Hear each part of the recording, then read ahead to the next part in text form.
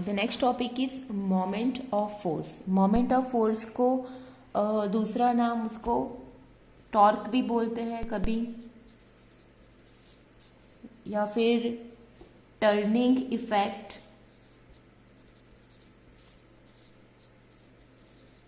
Of force भी बोलते हैं, या फिर रिवॉल्विंग इफेक्ट ऑफ फोर्स भी बोलते हैं। ओके, तो एग्जैक्टली ये क्या है कि समझो कि यहाँ पे एक कोई फिक्स पॉइंट है, ठीक है, और यहाँ पे ये जो ऑब्जेक्ट है उस पर हम फोर्स अप्लाई कर रहे हैं, तो उसका रोटेशन किस साइड होगा, या तो ये डायरेक्शन में होगा या तो ये डायरेक्शन में होगा। Okay fine. सो ये जो हम इसको जो फोर्स दे रहे हैं उसे, उसका जो रोटेशनल टर्निंग इफेक्ट जो हो रही है उसको हम बोलेंगे मोमेंट ऑफ फोर्स, और टॉर्क भी बोल सकते हैं उसको, ठीक है। तो मोमेंट ऑफ फोर्स है क्या एक्चुअली, तो मैथमेटिकली ये दो चीजों से मल्टीप्लाई, दो क्वांटिटी पे डिपेंड करता है, एक तो मोमेंट आर्म और एक फोर्स। तो मोमेंट आर्म क्या है, तो मोमेंट आर्म मतलब perpendicular distance from axis of rotation to line of action of force. तो एक्सिस ऑफ रोटेशन क्या है, तो ये है axis of rotation. Okay, it is called axis of rotation. जैसे समझो कि यहां पे मैंने एक फिक्स एक रबर बैंड ले लिया है। ओके, तो ये अगर इस पे हम फोर्स अप्लाई करेंगे तो ये इस साइड जाएगा या फिर इस साइड जाएगा। तो एक्सिस ऑफ रोटेशन क्या हो गई कि ये उसकी एक्सिस ऑफ रोटेशन है। फाइन, तो ये समझ लो इट इज ये एक्सिस ऑफ रोटेशन है। और next is to the line of action. Line of action मतलब ये यहाँ पे जहां पे हम फोर्स अप्लाई कर रहे हैं, so it is called line of actions. तो जो A टू P का जो डिस्टेंस है वो हो गया हमारा perpendicular distance from the axis of rotation to the line of action of force. तो ये हमारा हो गया मोमेंट आर्म, और फोर्स तो है हमारे पास। तो मोमेंट ऑफ फोर्स क्या होगा, moment of force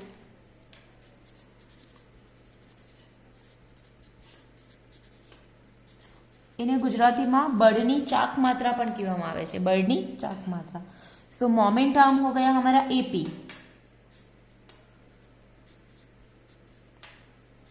cross force, force को रिप्रेजेंट करेंगे जनरली F से। सो moment of force is moment arm that is AP, vector AP cross vector F। और यहाँ पे क्रॉस प्रोडक्ट किस लिए लिया उसके पीछे काफी थियोरी, बट आप सिंपल समझ लो कि moment of force is a vector quantity, इसलिए हमने यहाँ पे क्रॉस प्रोडक्ट लिया। ये दोनों वेक्टर है, तो दो वेक्टर का अगर डॉट लेते यहाँ पे तो दो वेक्टर का डॉट प्रोडक्ट तो स्केलर आता, बट यहाँ पे it is not a scalar quantity, it is a vector quantity. So यहाँ पे हमने क्रॉस प्रोडक्ट लिया। दूसरी भी काफी थियोरी है, बट मैं ये आपको एक वीडियो भेजूंगी, उसमें आपको ज्यादा क्लियर होगा। सो अभी के लिए आप समझ लो कि moment of force is AP cross F, where A is A1, A2, A3 point, P is P1, P2, P3. Now AP कैसे फाइंड कर सकेंगे, यहाँ पे AP equal to position vector of OP minus position vector of A। So position vector of P के coordinate है P1, P2, P3। Position vector A के coordinate A1, A2, A3। So AP हो जाएगा P1 minus A1, P2 minus A2, P3 minus A3। Okay, so that is how we can find our vector AP। और जो force है वो तो अलग से दिया गया होगा हमें। अब फोर्स अगर एक से ज्यादा है तो हम in that case we have to apply total force, मतलब F1 और शायद F1, F2, F3 तीन फोर्स दिए गए हो, तो हमें उसका एडिशन करके टोटल फोर्स निकालना पड़ेगा। सो यहाँ पे इतना समझना है हमें, moment of force equal to AP cross F. AP is a moment arm और F इज अ फोर्स. अब उसका मोमेंट ऑफ फोर्स का मीटर है, फोर्स का न्यूटन, और ये तो डिस्टेंस ही हो गया तो ये हो जाएगा metre. So newton into metre. Force का जो यूनिट है वो भी है न्यूटन इंटू मीटर, बट हम जनरली उसको जूल से ज्यादा रिप्रेजेंट करेंगे. Now let me take one example.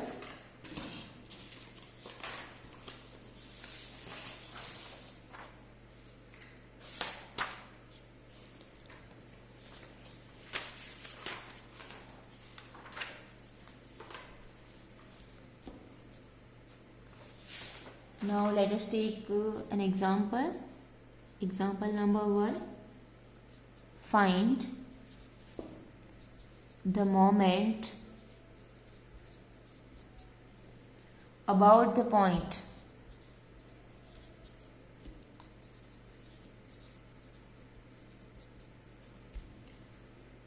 (2i plus j minus 3k) of the torque of the force F equal to 312 acting through the point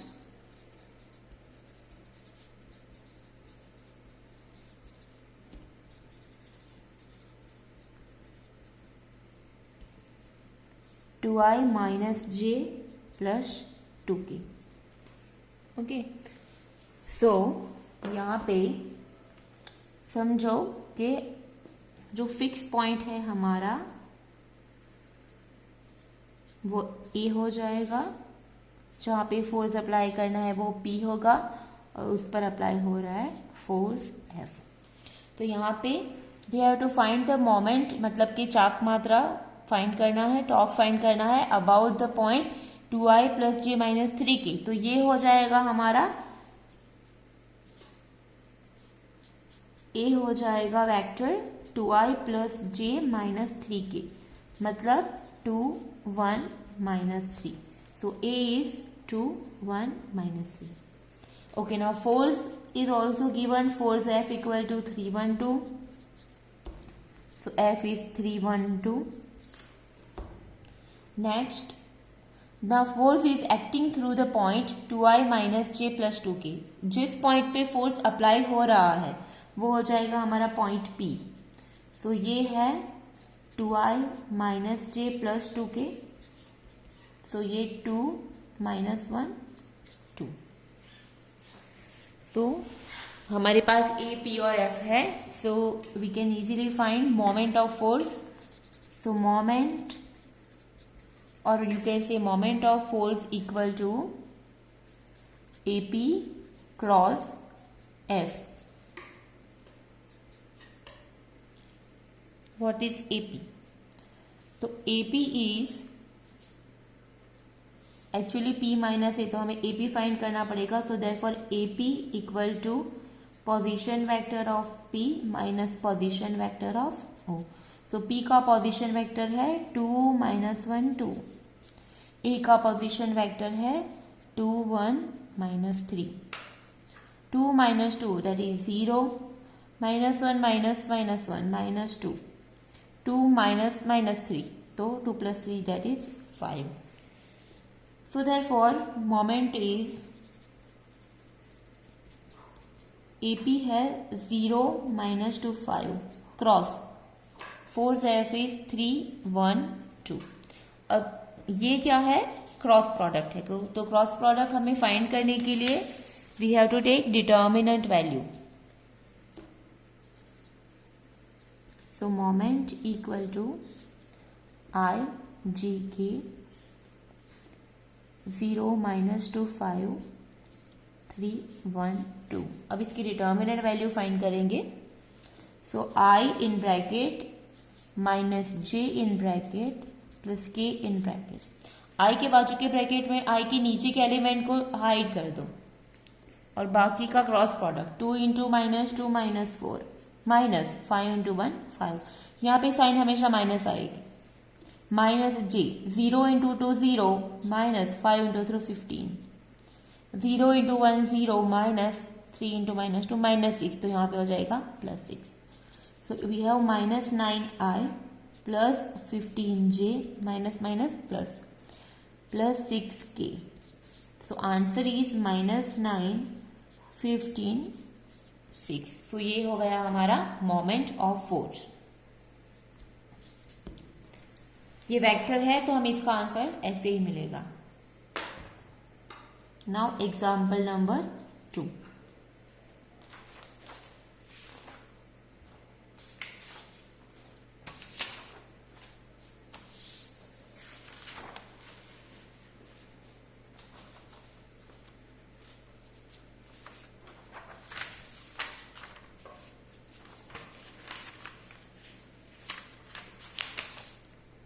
Find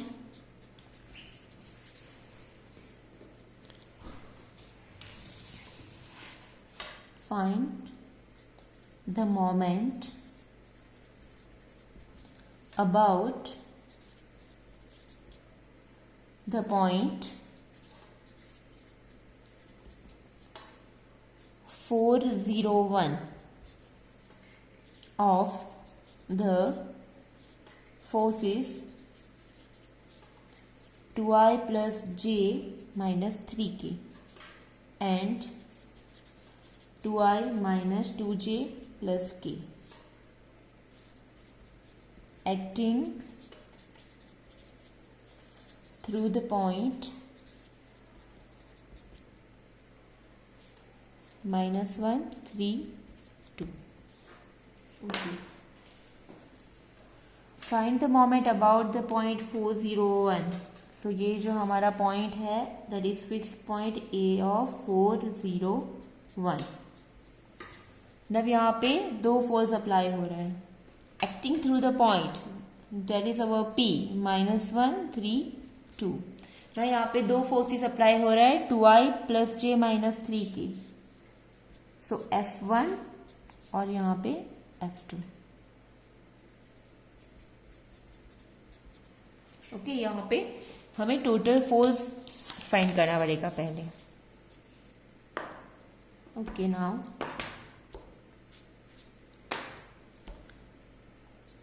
total force F1 plus F2. So therefore F equal to F1 is 2i plus j minus 3k. 2i plus j minus 3k plus F2 is 2i minus 2j plus k. So this is 2 1 minus 3 2 minus 2 1. So दोनों का addition that is total force हो गया 2 plus 2 4 comma 1 plus -2 -1 -3 plus 1 -2. So this is our total force. Now we will find AP, moment arm AP. So this is position vector OP minus position vector OA. So P के coordinate है -1 3 2 -4 0 1 -1 -4 -5 3 -0 3 2 -1 1. So this is our vector AP. So therefore moment equal to AP cross F. Vector AP is so I J K cross product है इसलिए AP के coordinate -5 3 1. F is a vector 4 -1 -2. इसको simplify करो.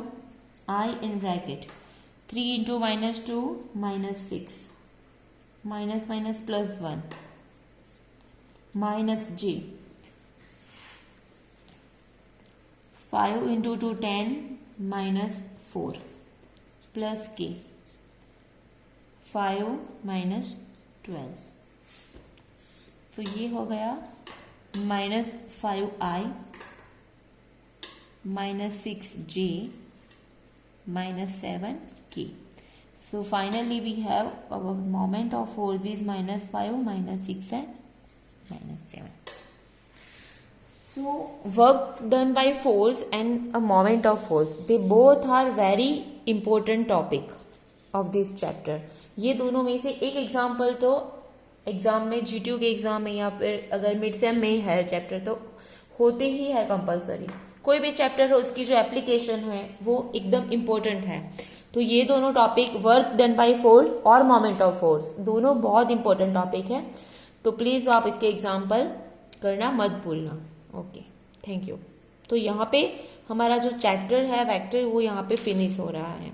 अब जो next videos जो होंगे वो हमारे होंगे ट्रिगोनोमेट्री के. Thank you.